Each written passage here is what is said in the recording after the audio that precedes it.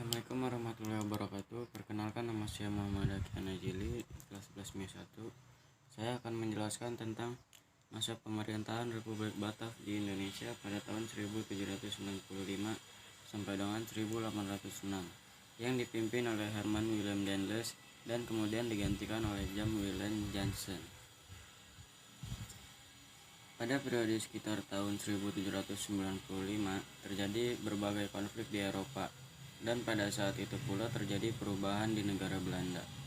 Muncul kelompok yang menamakan kaum patriot. Kaum ini mendapat pengaruh dari Prancis, yaitu liber, kemerdekaan, egalit, persamaan, dan fraternit, persaudaraan. Paham tersebut kemudian dikenal dengan paham revolusi Prancis yang menyuarakan tentang adanya negara kesatuan di tubuh pemerintahan Belanda. Dan pada tahun 1795 terjadi penyerbuan Prancis atas Belanda, yang pada akhirnya Prancis dikuasai oleh Belanda dan dipimpin oleh Louis Bernadotte.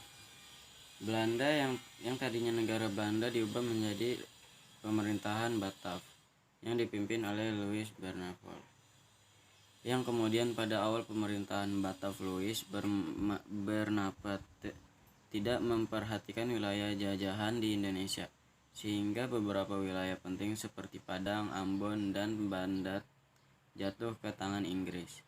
Oleh karena itu dibentuklah Herman Willem Daendels untuk memimpin Indonesia. Ia memiliki dua tugas utama, yaitu untuk mempertahankan Jawa agar tidak direbut oleh Inggris dan untuk memperbaiki administrasi pemerintahan dan kehidupan sosial di Nusantara, khususnya di Tanah Jawa. Strategi Daendels ada 4, yaitu di bidang militer, bidang politik, bidang keadilan, dan bidang ekonomi. Usaha Daendels di bidang militer antara lain adalah membangun benteng-benteng pertahanan baru, membangun angkatan laut di Anyer dan di Ujung Kulon, meningkatkan jumlah tentara, dan membangun jalan raya dari Anyer sampai Penarukan, jalan yang dinamakan Jalan Daendels. Usaha Daendels di bidang politik. Daendels berusaha membatasi raja-raja di Nusantara, membagi pulau Jawa menjadi 9 prefektur, bupati dijadikan pegawai wilayah kolonial, dan penghapusan Kesultanan Banten dan Cirebon. Yang ketiga ada usaha Daendels di bidang peradilan. Peradilan untuk orang Eropa, peradilan untuk orang Timur Asing, peradilan untuk orang pribumi, dan peradilan untuk pembatasan korupsi dilaksanakan tanpa pandang bulu. Yang keempat adalah usaha Daendels di bidang ekonomi.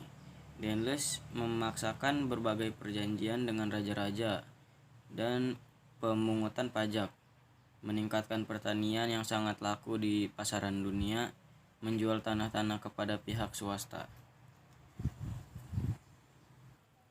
Sayangnya Daendels bersikap semena-mena dan kasar, sehingga banyak lawan politik yang berusaha menjatuhkan Daendels. Oleh karena itu dia ditarik kembali ke Prancis dan digantikan oleh Jan Willem Jansen pada tahun 1811.